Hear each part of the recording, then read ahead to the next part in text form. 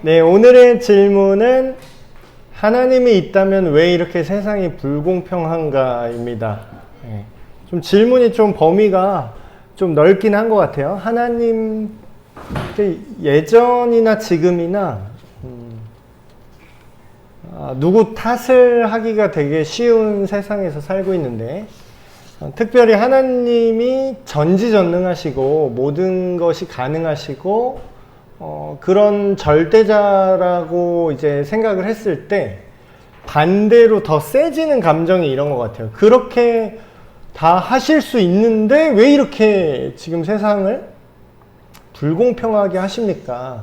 이 세상에 뭐 억울한 일 당한 사람들, 고통받는 사람들, 뭐 힘든 사람들, 아픈 사람들, 가난한 사람들, 뭐 별 사람들 다 있잖아요.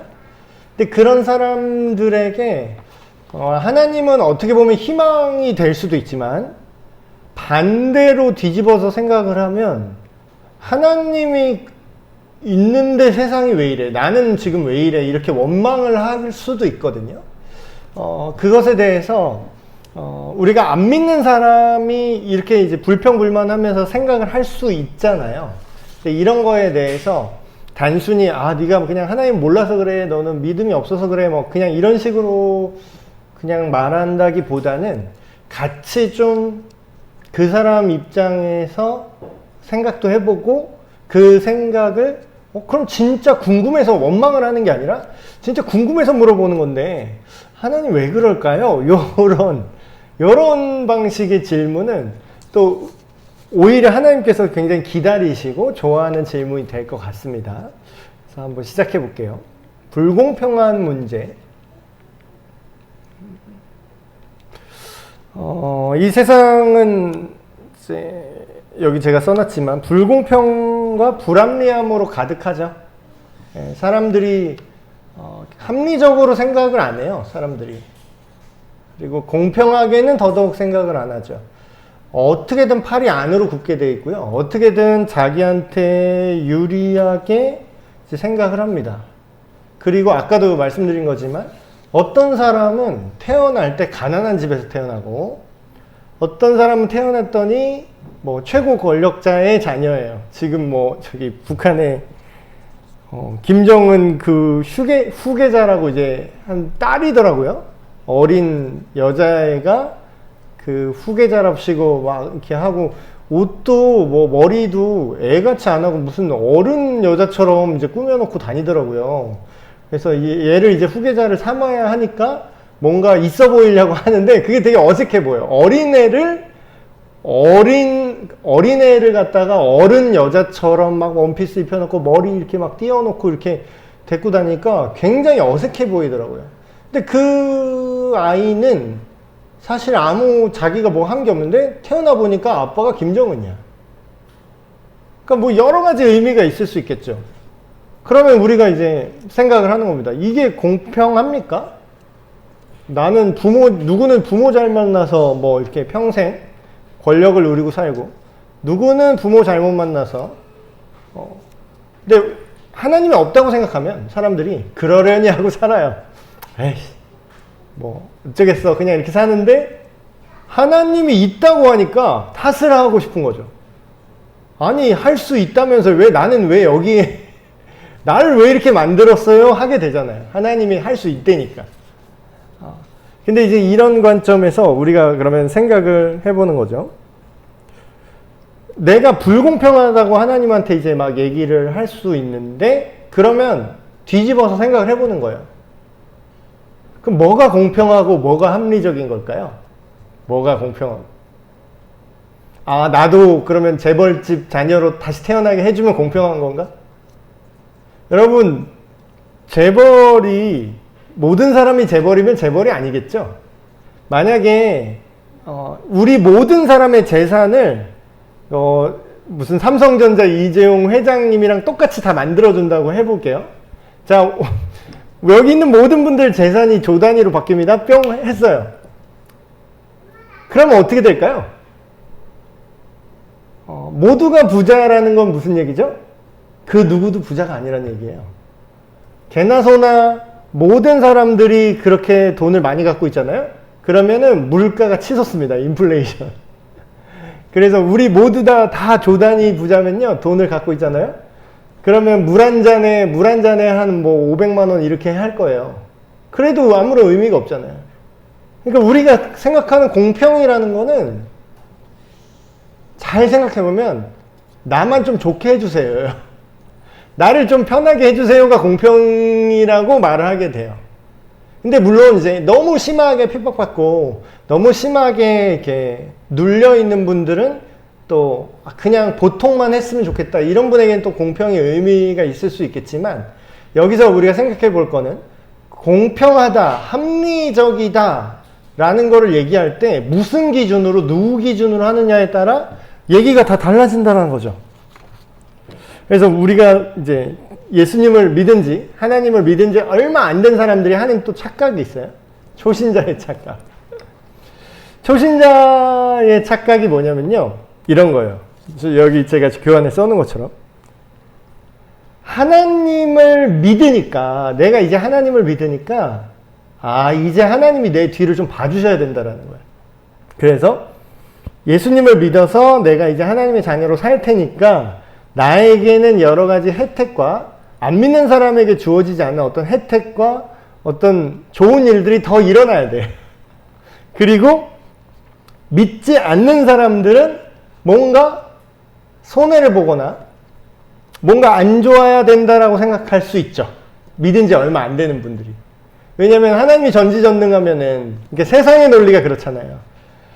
권력자가 나랑 친하면은 나 위주로 뒤를 봐주고 나 위주로 잘 풀리게 하잖아요. 이 세상의 논리는 그러잖아요.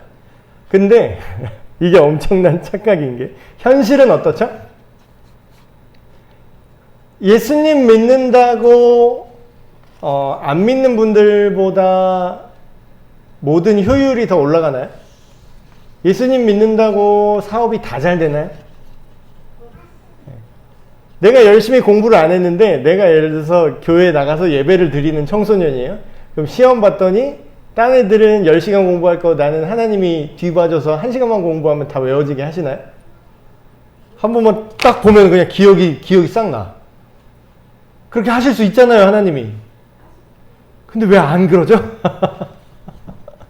이게 우리의 문제라는 거예요. 우리의 문제. 하나님이 내가 생각하는 공평은 나를 좀 잘해줬으면 좋겠어요. 근데 우리가 사는 세상은 어때요? 안 믿는 사람이 더 잘 될 수도 있고요. 심지어는 그냥 안 믿는 정도가 아니라 완전 악당, 진짜 나쁜 놈인데 권력자인 사람도 많아요. 사람들 막 핍박하고 괴롭히고 이러는데 많은 권력과 많은 돈을 갖고 있고 많은 힘을 갖고 있는 사람이 있어요. 그럴 때 우리는 어떻게 생각하죠? 불공평하다. 하나님 불공평하다. 그럼 반대로 얘기하면 이렇게 초신자가 바라는 것처럼 이러면 공평한 걸까요?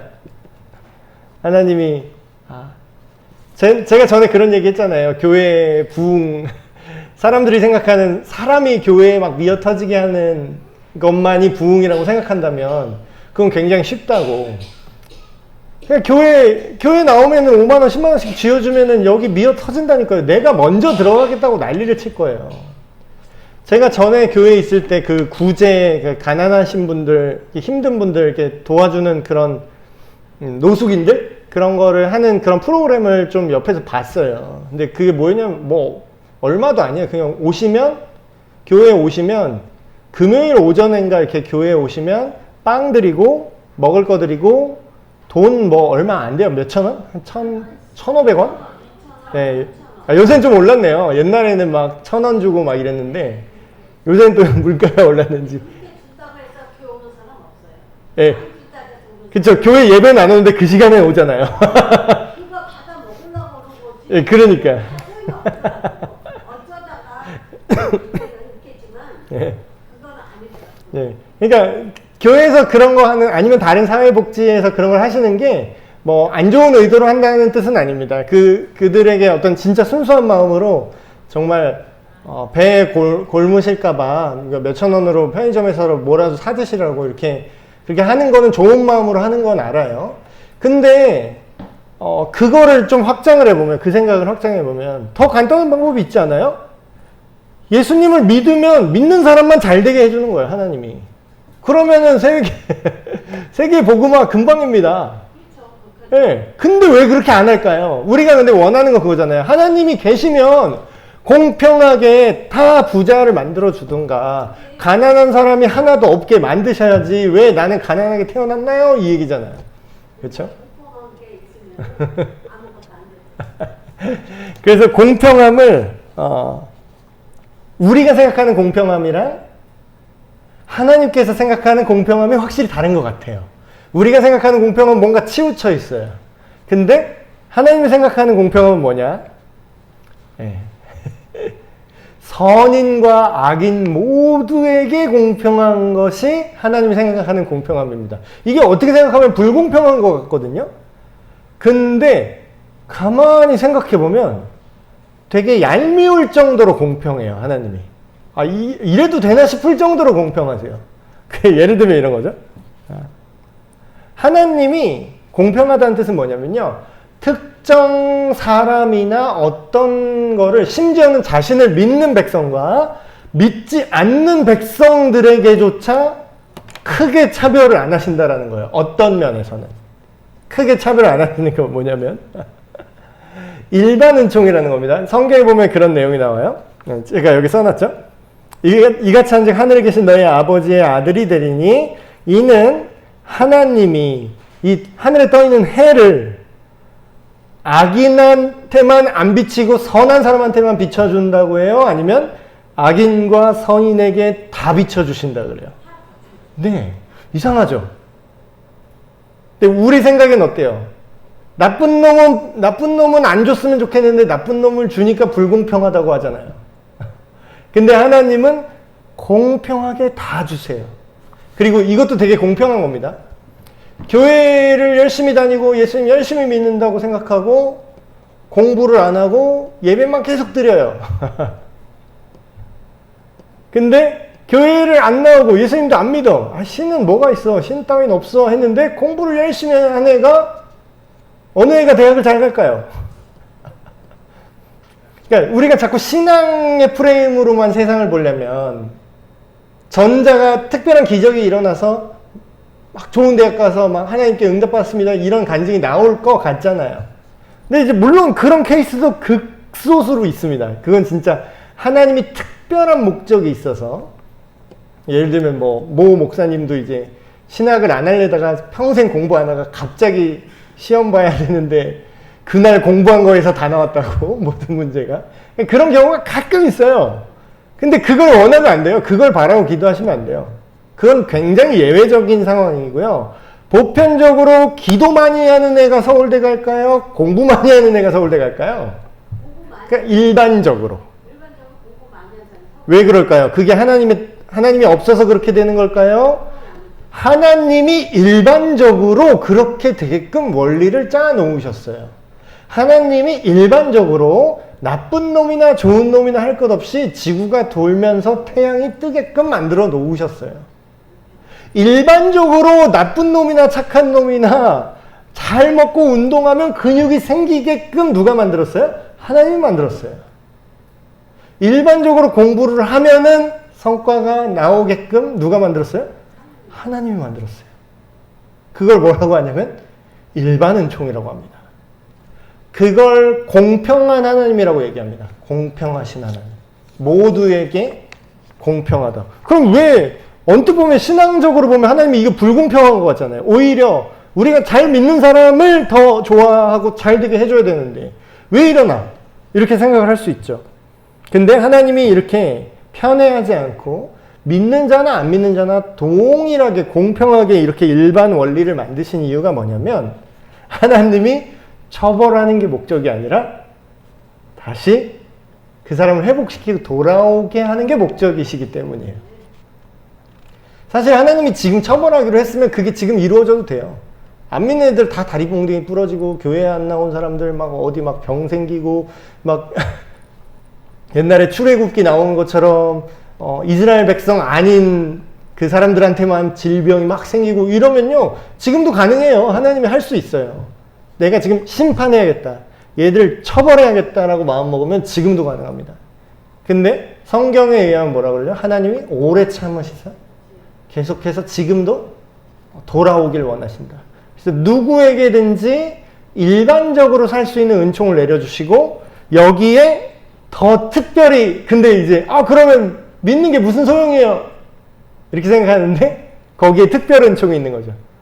오직 예수님을 믿는 사람한테만 주어지는 오늘 설교 때도 얘기한 것처럼 영원한 양식, 영원한 생명, 그리고 그 삶의 의미와 목적, 더 중요한 것들이 예수님 안에 있음을 분명히 보여주셨어요. 그런 거 보면은 이제 일반적으로 하나님이 공평하시기 때문에 모든 사람에게 동일한 기회를 주셨구나. 그리고 또 공평한 것들이 많아요. 불공평한 것만 생각하면 또 많은데 공평한 것도 굉장히 많습니다. 또 뭐가 공평하죠? 부자나 가난한 사람이나 시간은 뭐다? 똑같이 24시간이에요. 똑같이. 생명의 길이 부자라고 심장 2개 줍니까? 부자는 폐가 4개예요? 아니에요. 똑같이 심장 하나, 폐 2개, 똑같이 눈 2개. 그래요? 그러면 근데 성경에 공평하지 않은 것 같은 내용이 굉장히 많이 나오는데요? 이런 분들이 있어요. 요즘 분들 특히. 요즘 분들. 요즘 여성 인권, 페미니즘 어쩌고 이런 거 좋아하는 시대가 됐잖아요? 너무 과해가지고 지금 문제가 커졌는데. 성경은 남성 중심 위주의 가부장적인 구시대적인 책이에요. 막 이러면서. 성경의 여자들의 역할이 되게 핍박하고 안 좋은 것들이 나오는데요. 심지어는 성경에는 여자를 인원수로 세지도 않았잖아요. 사람 수 셀 때 여자를 안 셌다고요. 우리가 여기 사람 몇 명 있어요? 사람 수 셀 때 동물 세요? 안 세요? 강아지 같이 데리고 왔다고 안 세죠? 몇 분 오셨어요? 그러면 강아지 안 세잖아요. 그런 것처럼 옛날에는 어린아이나 미성년자나 여성을 인원수를 안 셌어요. 그래서 성경에 5,000명이 배불리 먹었더라. 이스라엘 지파 수를 세보니 몇 명이더라. 나온 거 있죠. 거기 여자 빼고 센 겁니다. 20살 이상 성인 남성 위주로 인원수를 세요. 그런 거 보면 사람들이 이러죠. 뭐야? 성경은 하나님의 말씀인데 그럼 하나님은 여자를 우습게 하네? 이렇게 여자를 차별하네? 이런 생각하는 사람들이 또 나올 수 있습니다. 근데 잘 보세요. 오히려 성경은요. 시대를 앞서갔어요. 지금 보면은 뭐야 이러는데 그 시대를 한번 생각을 해보세요. 성경이 써진 시대에는 여성 인권이 지금 말씀드렸듯이 아예 존재하지 않는 시절에부터 기록이 남아서 지금 우리 손에 온 거예요. 그런데 정작 그 쓰여진 성경의 내용을 한번 보자고요. 내용을. 그때 사회 문화적 맥락은 당연히 여성을 차별하지만 그 내용을 자세히 보시면 여성의 활약을 굉장히 많이 기록을 해놨습니다.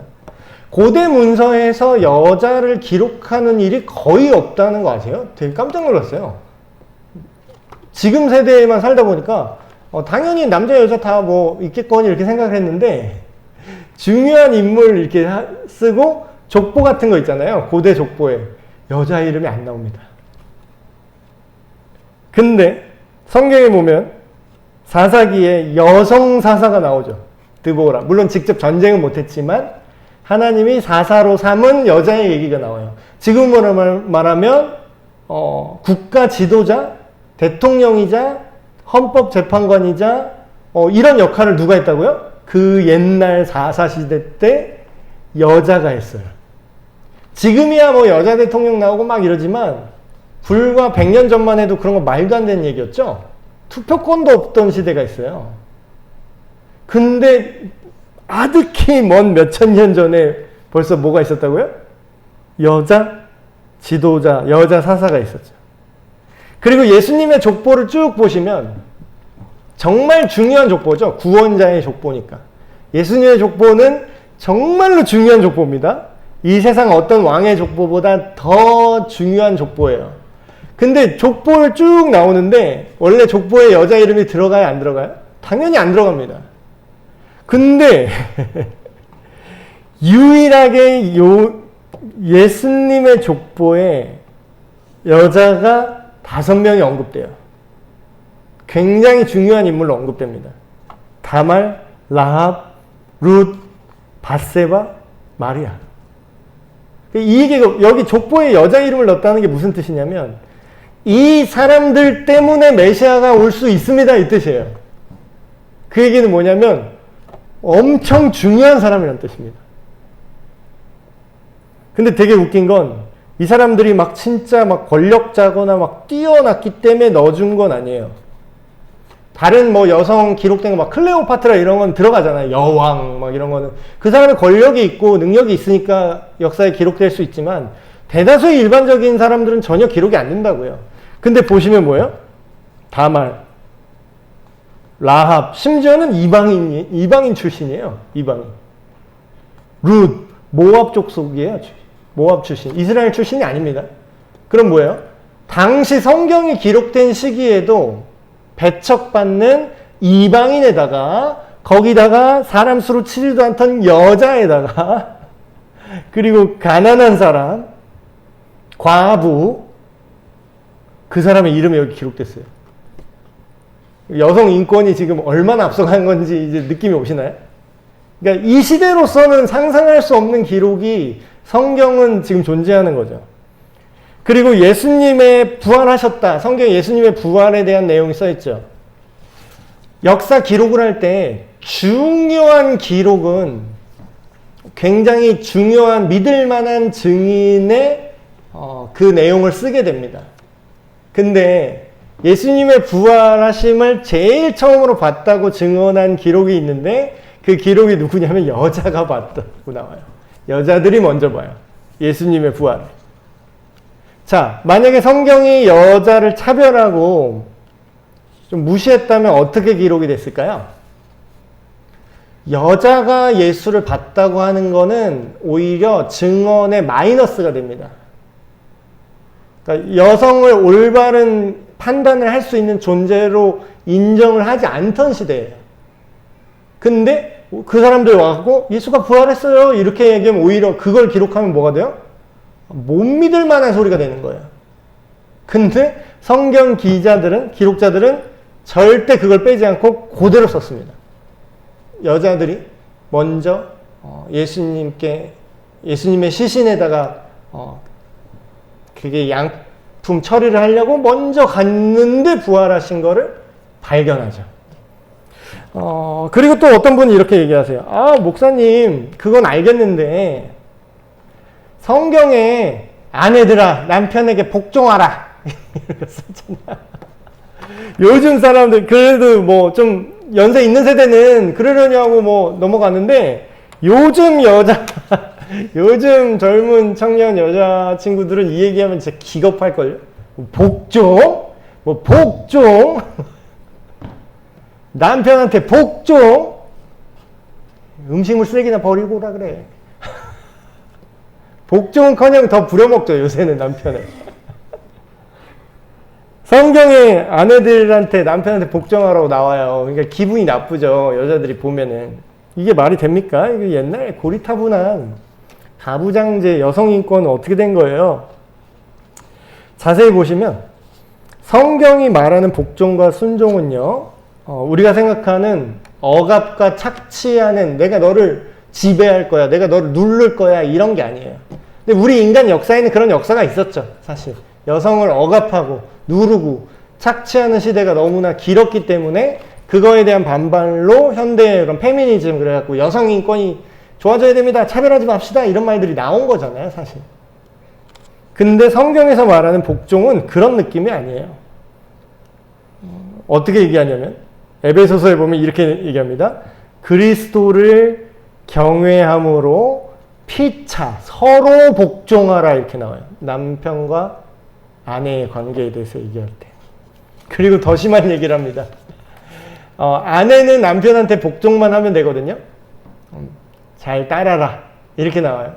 근데 남편한테는 뭐라고 얘기하는지 아세요? 그리스도께서 너희를 위해 생명을 바치신 것처럼, 목숨을 바쳐서 사랑한 것처럼 너도 그와 같이 너의 아내를 목숨 바쳐 사랑하라. 자, 그러면은 순종하는 게 쉬워요? 목숨 거는 게 쉬워요? 네, 남편한테는 목숨을 걸라 그래요. 아내를 위해서. 이게 어떻게 여성 차별입니까? 그리고 또 하나 또 기독교인의 사회상을 먼저 보시면 로마 사회에서는요, 옛날 예수님 시대, 로마 시대 때는요, 여성과 아이들의 인권이 아주 바닥이라 그랬죠. 어떤 느낌이냐면 남편의 소유물 같은 느낌이에요. 남편의. 그리고 딸은 아버지의 그런 소유물.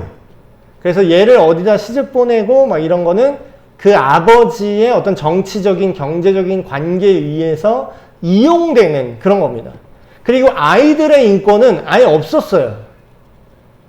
옛날에 정말 옛날 그 문헌 같은 거 보면 깜짝깜짝 놀라는 게 로마 시대 때요. 아버지가 자기 자식을 합법적으로 죽일 수 있습니다. 굉장히 충격적이죠.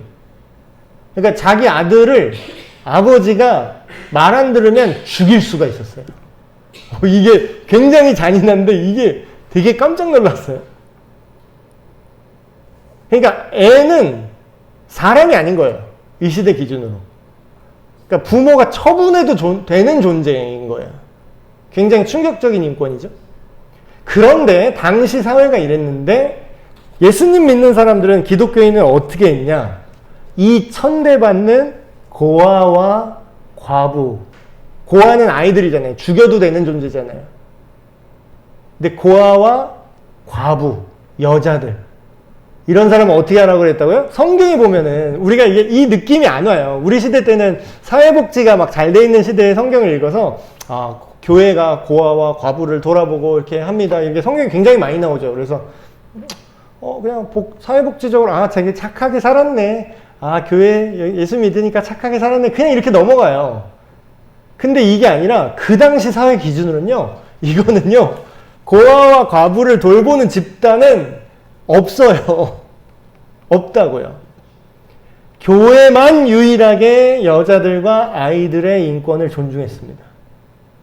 그래서 나중에 귀족들이 기독교가 이제 공인되면서, 로마 황제가 기독교를 믿기 시작하면서 기독교인들한테 굉장히 감동받은 게 뭐냐면, 그들이 여자를 무시하지 않고 그들이 아이를 무시하지 않는다라는 거예요. 그걸 이렇게 옆에서 보면서 얘네 되게 너무 대책 없이 착한데? 약간 이렇게, 그 당시 사회에서는 너무 대책 없이 착한 애들인데? 이상할 정도로 착한 애들인데? 이런 인상을 받았다라는 거죠. 그래서 그 당시 그리스도인은 인격이 뛰어나다라는 게 이런 거에서 드러났다라는 겁니다. 그러면 요건 또 차별, 이제 오해가 좀 풀리셨죠? 하나님은 여자를 차별하신다. 이런 거는 좀 잘못 해석된 거다. 그래서 불공평한 세상에서 진정으로 공평한 게 뭔가를 삶으로 보여줬던 거죠. 그리고 또 하나 이제 생각할 질문이 그겁니다. 이스라엘만 너무 사랑하는 거 아니에요, 하나님? 성경을 좀 애매하게 보시면 이방인들을 굉장히 미워하는 것처럼 보이는 구절들이 많이 나옵니다. 이방인과 결혼하지 마라. 이방인과 결혼했다면 이혼하고 끊어내라, 쫓아내라, 막 이런 구절들이 나와요. 구약의 특정 본문들을 보면. 그러면 이제 이런 오해를 하는 거죠. 하나님은 불공평한 하나님이네. 이스라엘의 하나님이랍시고 이스라엘만 좋아하고 이스라엘 이외의 나라는 다 밀어내고 싫어하시나 봐. 가나안 정복 전쟁도 이스라엘한테 그 가나안 민족들 다 잡아 죽이라고 시켰잖아. 이상한 하나님이네. 이렇게 생각할 수 있어요. 근데 우리가 하나 생각을 해볼 게, 하나님이 이스라엘만의 하나님이라고 착각하게 된 이유를 제가 좀 설명을 해드릴게요. 자, 쉽게 얘기하면 이런 겁니다. TV 공장이 있어요. 예를 들어서 TV를 만드는 공장에 TV를 한 대만 만듭니까? 엄청 많이 만들죠. TV를 생산하는 공장엔 TV가 엄청나게 많이 만들 거 아니에요. 그럼 마치 비유를 하면 이런 거예요. 하나님이 이 세상을 구원하고 모든 인류를 구원할 때 한 사람만 구원합니까? 그리고 한 민족만, 한 종족만 구원합니까? 그건 아니죠. 근데 이제 예를 들면 TV 공장에 그 생산 라인이 이렇게 쭉 여러 개가 있는 거예요. 뭐 A 라인, B 라인, C 라인 워낙 많으니까 그 라인 하나를 이렇게 쭉쭉쭉 나오는데 TV 공장에서 최종 품질 검사를 하는 게 있어요. 예를 들면 이 공장에서 나온 TV가 똑바로 작동하는가를 확인을 해야 돼요. 그럴 때 그 공장에서 생산된 모든 TV를 다 검사합니까? 아니면 몇 개만 표본으로 랜덤으로 딱 뽑습니까? 거기 있는 TV에 나온 TV를 공장에서 나온 TV 다 검사하려면은 그 TV 파는 돈으로도 부족해요. 그러니까 표본을 뽑죠. 근데 이스라엘 백성이 예를 들면 이런 표본과 같은 존재입니다. 그게 성경에도 써 있어요. 내가 너희를 선택한 이유는 너희가 잘나고 너희가 인구가 많고 너희가 강해서 너희를 선택한 게 아니다라고 대놓고 하나님이 얘기하는 장면이 나옵니다. 예를 들면 뭐냐면 아브라함한테 이런 얘기를 하죠. 내가 너의 후손으로 너의 자손을 통하여 모든 민족이 복을 받도록 하겠다. 이게 아브라함 언약이거든요. 근데 이제 우리가 착각하는 게 뭐냐면 아브라함이 복을 받았다고만 생각을 해요. 그래서 아브라함 복 받았다. 아브라함 돈 많고 족장이 되었구나. 이렇게 생각을 하거든요. 근데 그 구절을 자세히 보세요. 그 하나님의 언약의 내용을 자세히 보세요.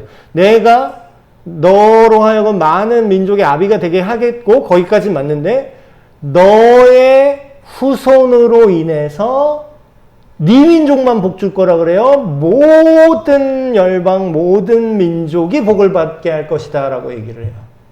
예. 그 모든 민족에는 우리 대한민국 사람도 들어가겠죠. 예.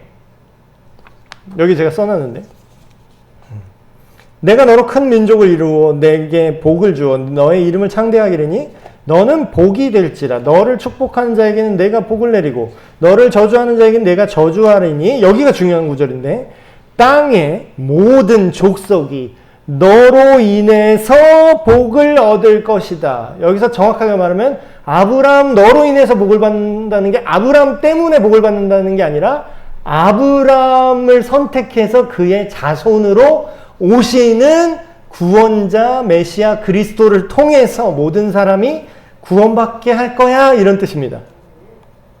그건 뭐예요? 처음에 시작을 이스라엘로 시작을 했지. 그건 표본 같은 거죠. 근데 결국은 뭐예요? 유대 우월주의가 아니라는 겁니다. 그러니까 사람들이 굉장히 착각해요. 심지어는 이스라엘 본인들도 착각했어요. 구약시대 때. 자기들은 선택받은 백성이야. 자기들은 이스라엘이야.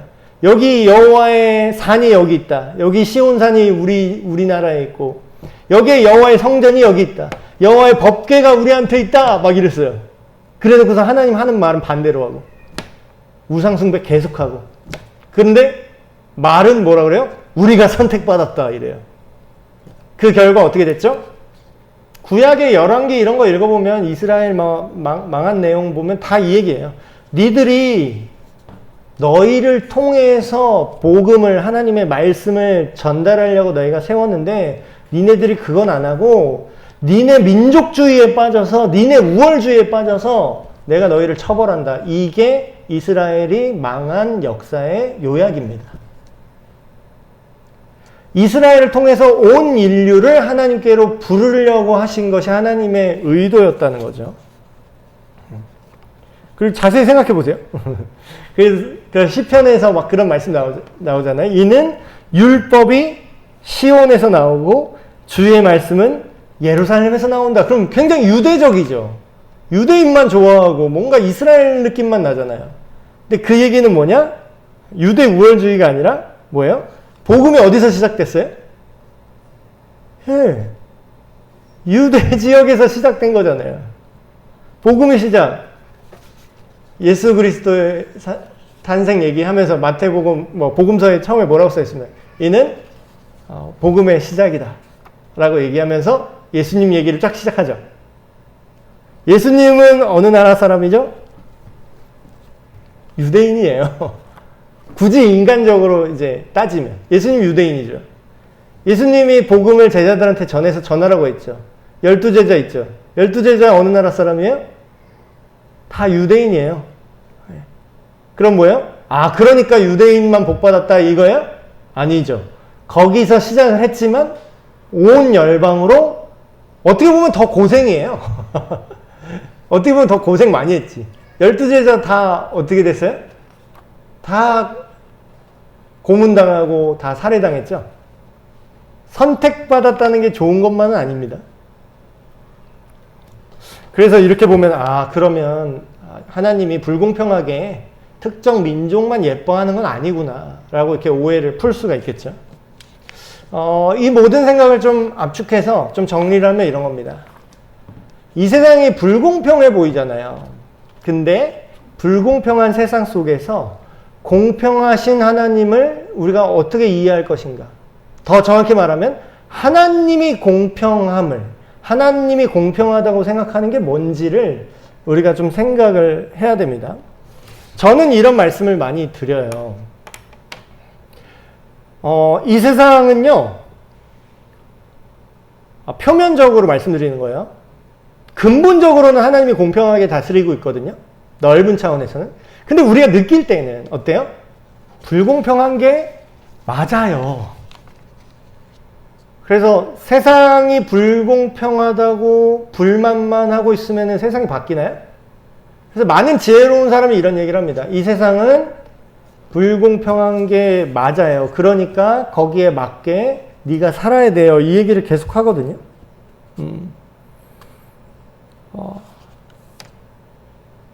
하나님이 계시지만 누구는 장애를 갖고 태어나죠. 하나님이 계시지만 심지어는 잘 믿는 목사님인데 갑자기 뇌졸중으로 쓰러져서 목회 못하시고 휠체어 타고 다니시는 분 있어요. 그럼 불공평한 것처럼 느껴지잖아요. 근데 이제 우리가 하나님의 공평함은 뭐냐면요. 우리가 느끼는 공평하면 지금 내 상태를 기준으로 측정 기준을 놓습니다. 우리의 공평함의 기준은 지금 내 상태예요. 지금 내 상태가 쟤보다 안 좋다라는 거예요. 지금 내 상태가 억울하다라는 거죠. 그러니까 물론 맞는 얘기일 수도 있지만, 근데 하나님은요, 지금 상태로 나를 측정하지 않으세요. 하나님의 판단 기준이요, 우리랑 전혀 다릅니다. 그러니까 굉장히 다른 정도가 아니라 아예 완전 컨셉 자체가 다른 것 같은 느낌을 받을 때가 있어요. 자, 예를 들어 볼게요.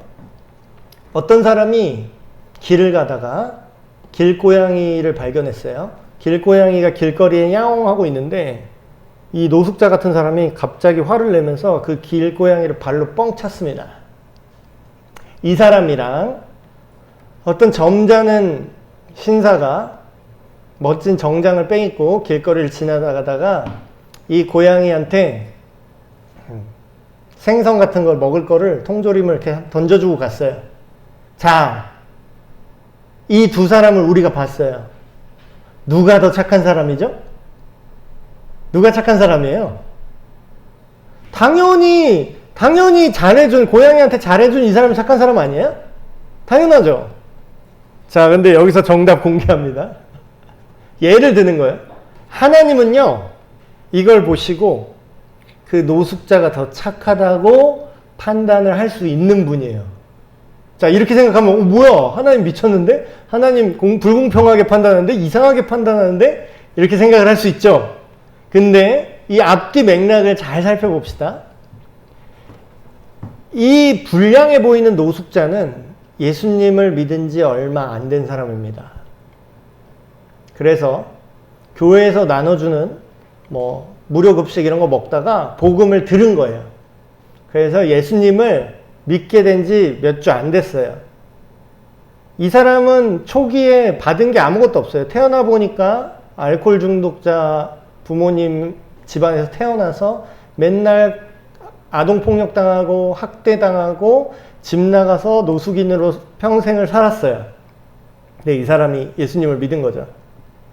근데 원래 성격 같아서는 저 고양이를 오늘 일진도 안 좋은데 너무 열이 받아서 죽여버리고 싶었어요. 옛날 같으면 저 고양이를 죽였을 텐데 예수님을 믿은 이 노숙인은 끓어오르는 분노를 참으며 고작 발로 한 대만 찼을 뿐이에요. 근데 나중에 나온 이 부유해 보이는 이 멋진 정장을 차려입은 남성은 태어날 때 너무나 좋은 집안에서 태어났어요. 너무나 부유한 집안에서 태어났어요. 좋은 교육을 받고 항상 좋은 말만 들었어요.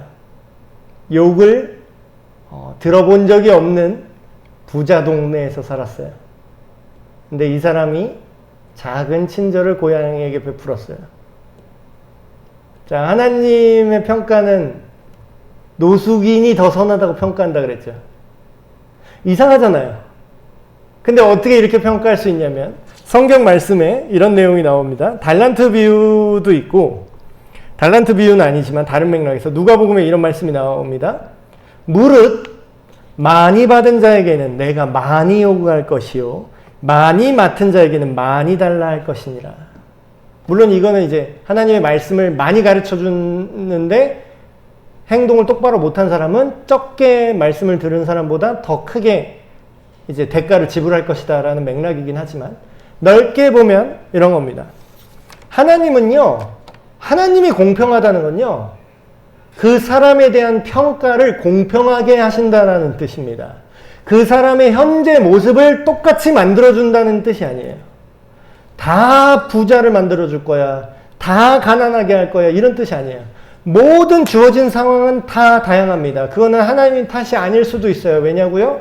그 사람, 이 세상이 하나님을 떠나서 타락한 결과일 수 있으니까요. 하나님이 뭐 그 사람을 술주정뱅이, 그 부모를 막 진짜 악당으로 일부러 막 정신을 조종해서 만든 건 아니라는 거예요. 그 사람이 인생을 살다가 하나님 없이 살다가 하나님 없이 살아가면서 삶의 여러 가지 자기들이 내린 결정들이 쌓이고 쌓여서 그런 여러 가지 모습으로, 타락한 모습으로, 타락의 결과로, 죄의 결과로 우리는 언제든지 불공평한 상황에 노출될 수 있다는 겁니다. 그런데 어떻게 해요? 하나님이 평가는, 판단은 굉장히 공정하게 하신다는 거예요. 적게 받았는데 나름의 최선을 다해서 넌 2달란트 받았는데 4달란트를 남긴 자에게 하나님이 착하고 충성된 종아, 그러니까 잘했다. 내가 너에게 이렇게 열악한 환경을 허락했음에도 불구하고 네가 여기서 네가 할 수 있는 수준 이상을 했다. 너는 평생을 저주받은 인생을 살았지만 너의 분노를 여기서 참고 절제를 했구나. 네가 할 수 있는 수준에서 정말 잘했다. 근데 뭐예요? 많이 받은 자에게는 하나님이 많이 찾는다 그랬어요. 그러니까 우리가 부자 되는 거 막 좋아하죠. 막 크게 쓰임받게 하시고. 여러분, 그 굉장히 위험한 기도입니다. 굉장히 위험한 기도예요. 내가 좀 남보다 지금 좀 여유가 있고 살만하고, 그리고 내가 정서적으로 더 많이 좋은 걸 받았잖아요, 상대적으로. 그러면 하나님이 나한테 더 많이 찾을 확률이 아주 높아요. 넌 내가 이렇게 많이 줬는데, 내가 5달란트 줬는데 너는 3달란트 남겼네? 그럼 뭐야? 하나님이 공평하게 판단하는 건 그 사람이 남긴 양으로 판단하는 게 아니라 그 사람의 초기값 대비 비율로 판단하는 거죠. 근데 우리는 바보같이 이렇게 생각해요. 저 사람은 3달란트 있는데 나는 1달란트 받고 2달란트 밖에 못 만들었는데, 나는 2달란트 갖고 있는데 저 사람은 3달란트 갖고 있네. 하나님은 앞사람은 더 적은데 축복하고 잘했다고 칭찬하시고, 분명히 나보다 객관적으로 더 좋은 걸 갖고 있는 이 사람에게는 책망하실 수도 있어요. 너 왜 네 수준에서는 더 했어야 되는데. 정리를 하겠습니다. 이거예요. 하나님께서는요, 모든 세상의 원리와 이치, 우리 각 개인의 삶에 대해서 어떻게 평가하신다고요? 종합적으로 우리의 모든 삶과 생각을 평가하십니다. 그렇기 때문에 너무나 공평한 거예요. 이게 이 이상 공평할 수가 없어요. 불공평해 보이는 세상이지만 하나님은 결과적으로 아주 공평하게 이 모든 세상을 만드실 거예요. 그래서 오늘의 결론은 세상이 불공평해 보일 수 있습니다. 불공평한 것도 맞아요. 사실 똑같지 않다라는 측면에서는. 그런데 하나님이 모든 걸 똑같게 만드는 게 목적이 아니고 하나님의 목적은 뭐라고요? 기회를 공평하게 준다라는 거죠. 그리고 심지어는 그 기회조차 공평하지 않은 것처럼 느껴질 때 있죠. 그럴 때는 오히려 더 좋아요. 하나님이 그것까지 다 계산하고 판단하거든요. 아, 얘는 기회를 50밖에 안 줬구나. 그러면 얘는 50 안에서 얘가 어떻게 했는지를 내가 판단할 거야. 세상이 타락함으로 인해서 사람들끼리 착취하고 차별하고 불평등하게 만들고 불합리하게 만들고 억압하고 이런 것들이 생겨났어요. 불공평함이 생겨났습니다. 그러나 오히려 뭐예요? 하나님만이 모든 사람들을 공평하게 판단하고 심판하신다고 성경은 기록되어 있습니다. 그래서 우리가 억울해. 좀 내 상황이 억울해. 남보다 좀 차별받는 것 같아. 고통스러워. 거기에만 계속 매몰되어 있으면요. 달란트 비유에 나오는 나 하나밖에 없어. 나는 하나밖에 못 받았으니까 내팽겨칠래. 이 사람이랑 똑같이 사는 겁니다. 오히려 더 좋은 기회일 수 있어요. 내가 받은 게 조금밖에 없거든요. 나는 조금만 하나님 안에서 삶을 살아내기만 하면 하나님께서 나를 굉장히 높게 평가하실 수 있다는 겁니다. 그래서 오늘 말씀은 여기까지고요. 그 내용 요약 질문. 악한 자들이 멀쩡히 잘 살고 있을 때도 하나님이 공평하시다고 믿을 수 있는 이유는 뭔가? 뭐 이런 것들 한번 생각해 보시고 개인적으로 또 질문해 볼 수도 있겠죠. 내가 예를 들어 개인적으로 내가 빈부격차나 그런 사회적인 차별이나 가정 환경이 좋지 못했다. 그럴 때 내가 그냥 절망하고 있을 것인가? 아니면 그럼에도 공평하신 하나님. 그리고 굉장히 유명한 그 복음성가 있죠? 나 가진 재물 없으나 그걸 쓰신 분이 송명하신 그분인데 그분이 엄청난 장애를 갖고 있으세요. 엄청난 장애인이에요. 근데 이제 그분이 오히려 그런 고백을 하잖아요. 공평하신 하나님이 나에게 남이 가진 것이 없지만 공평하신 하나님께서 남에게 없는 것을 내가 갖게 하셨다. 그분이 진짜 그 하나님의 공평함 기준에 눈을 뜨신 분이죠. 그래서 우리가 혹시라도 이렇게 마음속으로 하나님 너무해요. 공평하지 못해요. 이렇게 생각했을지라도 오늘 이런 내용을 기억하시고 그리고 하나님 욕을 하고 원망하는 주변에 사람들이 있다면 이런 관점으로 그들을 뭐 하나님을 믿지 않으니까 이런 자세한 얘기는 못하더라도 그럼 뭐가 공평한 걸까? 모든 사람이 다 똑같이 기계적으로 그럼 다 모든 사람 재산 빼앗아서 다 똑같이 나눠주면 공평한 건가? 이런 관점 한번 얘기해 보시면 좋을 것 같습니다. 오늘 기도하고 마치겠습니다. 하나님 아버지, 하나님이 있다면 왜 우리는 이렇게 불평등하고 공평하지 못한 것 같은 느낌을 받는지 이 시간 함께 이야기를 나눴습니다. 오늘 그 시인의 고백처럼 나 가진 재물 없고 나 남에게 있는 건강도 있지 않으나 공평하신 하나님께서 각 사람의 초기값과 조건에 맞춰서 모든 것을 공평하게 판단하시고 나에게 남이 갖지 못한 하나님의 음성을 듣게 하시고 예수님의 복음을 깨달아 알게 하셔서 그 삶의 기쁨이 되게 하셨음을 고백하는 우리 모두가 되게 하여 주시옵소서. 우리 주 예수 그리스도의 이름으로 기도합니다. 아멘. 예, 마쳤습니다.